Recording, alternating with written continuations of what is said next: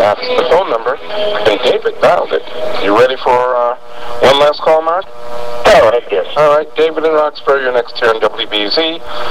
Welcome to the Steve LeVeille Broadcast with my guest, Marc Summers. Hello, Marc. How are you doing? Oh, how are you tonight? I'm doing good. I actually met you when GSN came up to Boston a few years back when you were hosting a show on Game Show Network. Oh, yeah. It was fun.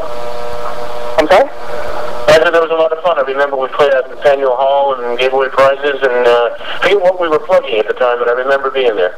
Yeah. I'm actually a broadcasting major in Boston, and I'm about to graduate in about a year. And I was wondering, what advice would you have for me going to enter the world of broadcasting and so forth? Well, what exactly do you want to do?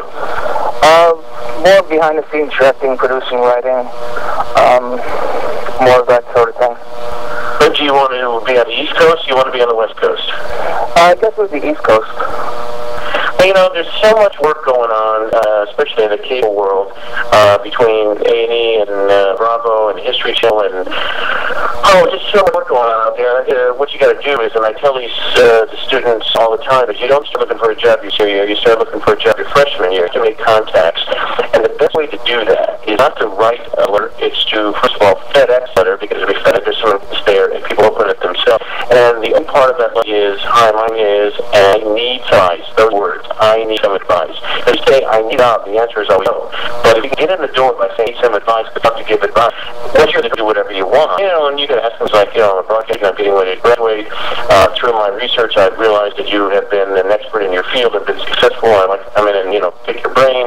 And 9 times out of 10, you can do that with more people than you can imagine. And then once you get in the door, it's all about, how you present yourself, be a professional, give them a resume, tell them about what you want to do, and go from there. And that would be the first thing I would say to do. The next thing to do is start in any position you can at a production company. Be it, would you have a network that you'd like to work for, or a particular show?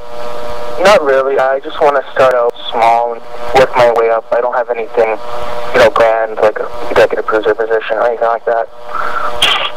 Here's the deal. When I was a page at CBS, I used to go to these interviews, and they'd say, well, what do you want to do? And I used to say, well, I just want to work in television. And one executive finally said, I've had time to go on a scavenger hunt and figure out what it is you want to do.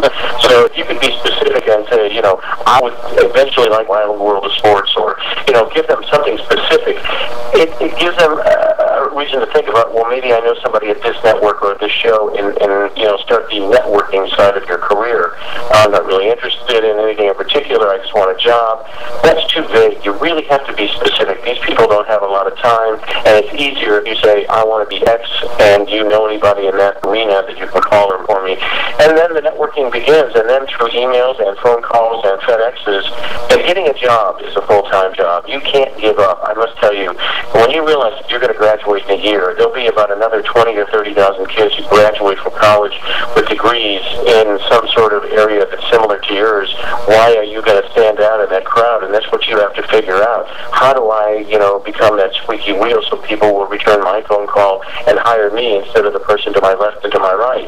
And you must be persistent, you must be passionate, and you cannot give up. Because if you do, the person next to you will get that job and surpass anything that you're even thinking about doing. So unless you have that kind of drive and determination, I always say the broadcasting business may not be for you. Good luck, David.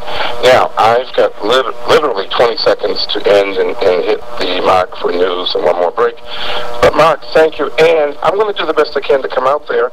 You can come see my show and win a T-shirt, and I can come to The Price is Right and win a car. I think that's fair. I look forward to it. Thanks for being on. I appreciate it. All right, you will. Talk to you soon. All right, everybody. Next news here on WBZ.